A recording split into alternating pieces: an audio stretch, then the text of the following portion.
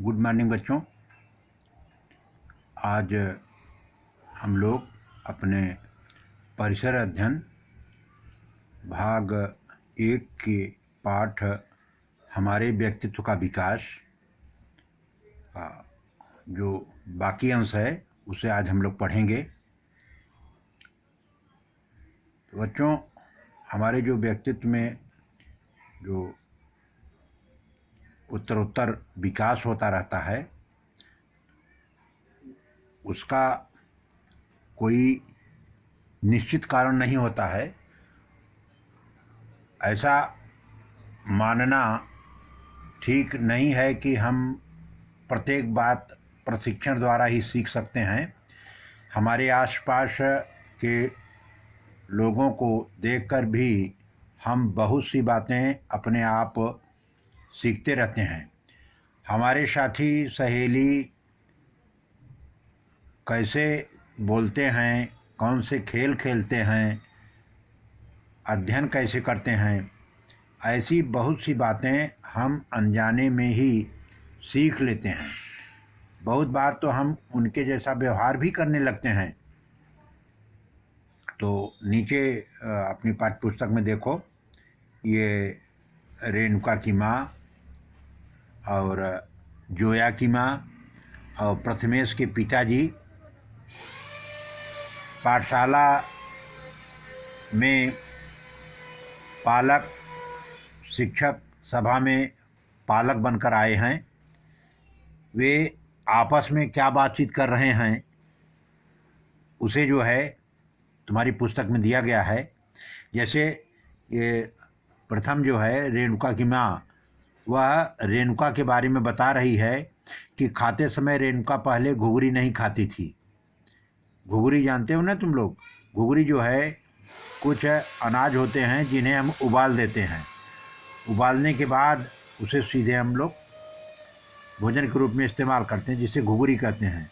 जैसे ये हरी मटर है और ये बाजरा होता है और मक्का होता है। तो इनको जो है डायरेक्ट उबाल देते हैं, उसमें कुछ अतिरिक्त नहीं, नमक डाल करके उबाल देते हैं और उसे हम घुघरी कहते हैं। तो वो बता रही है रेणुका की माँ कि रेणुका पहले जो है वो घुघरी नहीं खाया करती थी, लेकिन जब से पाठशाला जाने लगी है तब से सभी प्रकार के भोजन ठीक से खाने लगी है। तो ऐसा क्यों? ऐसा इसलिए हो सकता है कि जब वो पाठशाला जाने लगी तो अन्य बच्चों का देख करके कि अन्य बच्चे जो है हर चीज़ खा रहे हैं, और दूसरा जो है कि पाठशाला में उसे बताया भी गया कि हर एक चीज़ का अपना एक अलग महत्व होता है। अलग अलग पोषक तत्व जो है अलग अलग खाद्यान्नों से मिलते हैं, सब सब्जियों से मिलते हैं। इसलिए जो है हमको हर चीज़ को जो है खाना चाहिए, केवल स्वाद के लिए ही नहीं, हमारे शरीर में पौष्टिक तत्व पहुँचे इसके लिए भी। जैसे करेला जो है स्वाद में कड़वा होता है, लेकिन वह जो है तमाम बीमारियों के लिए उपयुक्त माना जाता है। इसलिए जो है केवल स्वाद के लिए ही नहीं, हमें हर प्रकार के फल, सब्जी और खाद्यान्न का भोजन के रूप में जो है सेवन करना चाहिए। इसी तरह से देखो, जोया की माँ वह बता रही है कि जोया, शिल्पा और गेल तीनों की मित्रता होने पर तीनों बच्चे प्रतिदिन शाम के समय साइकिल चलाते हैं। इससे इन तीनों का अच्छा व्यायाम हो जाता है। तो माने अब वो जो कि संगठित हो जाते हैं तीनों बच्चे, तो खेल खेल में साइकिल चलाते हैं और उनका उद्देश्य रहता है साइकिल चलाना, लेकिन उनका जो व्यायाम है, कसरत जो है, वो अपने आप हो जाती है। तो इस तरह से जो है प्रथमेश के पिता बोल रहे हैं कि जब से सलमान, बोमन तथा प्रथमेश की मित्रता हुई है तब से प्रथमेश बिना ऊबे प्रतिदिन गणित का अध्ययन करने लगा है।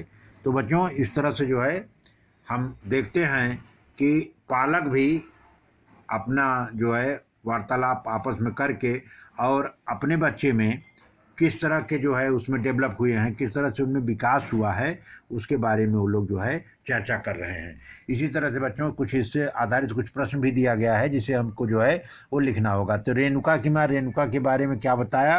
तो रेणुका की माँ ने रेणुका के बारे में बताया कि खाते समय रेणुका पहले घुघरी नहीं खाती थी, जब से पाठशाला जाने लगी है तब से सभी प्रकार के भोजन वह ठीक से खाने लगी है। रेणुका सभी प्रकार के भोजन ठीक से कब खाने लगी है? तो बच्चों इसका उत्तर है जब से पाठशाला जाने लगी है तब से वो सभी प्रकार के ठीक से भोजन खाने लगी है। अगला प्रश्न है जोया की माँ जोया के बारे में क्या बताई? तो जोया की माँ जोया के बारे में बताया कि जोया, शिल्पा और गेल तीनों की मित्रता होने पर तीनों बच्चे प्रतिदिन शाम के समय साइकिल चलाते हैं। इससे इन तीनों का अच्छा व्यायाम हो जाता है।